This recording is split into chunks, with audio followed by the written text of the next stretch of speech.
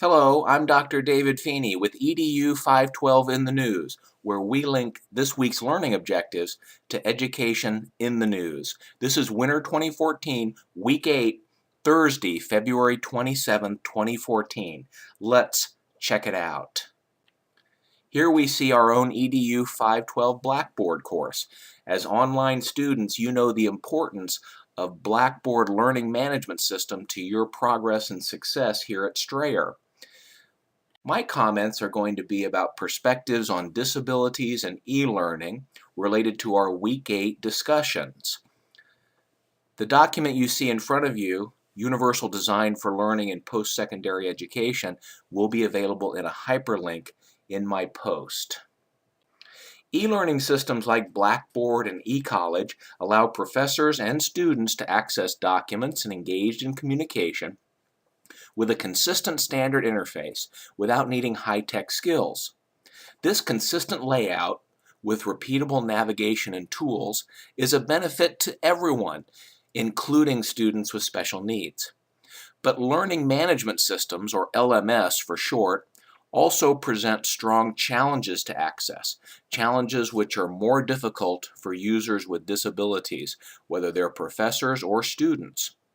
What are system vendors like Blackboard, colleges like Strayer, and students like you doing to make these critical systems more accessible for everyone? In spite of progress, many LMS systems still challenge users, especially users with disabilities.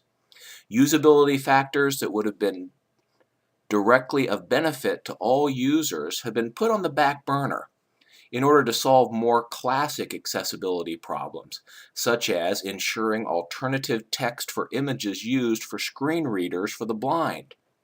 Such fixes are mandatory to comply with disabilities laws, but often these become the only fixes that occur, which distract vendors from other core problems that affect critical usability for everyone concerned. Here we see our Education 512 Blackboard course interface once again. Let's consider two common scenarios of learning management system usage problems that impact students and faculty. The first is notification mechanisms or the lack of them. Almost all students and faculty have experienced submitting an assignment file, such as Word or PowerPoint, but the user submitting the file does not receive any obvious notification, text, screen, or visual feedback about whether the submission of the document was successful. This usability issue is more easily managed by able-bodied typical users, but it can be extremely difficult for users with different disabilities. Such users must read an entire website page, scrolling from top to bottom, only to find out amid hundreds or thousands of words presented that there is or is not any evidence that the important document was submitted successfully, received, or in some way actually delivered.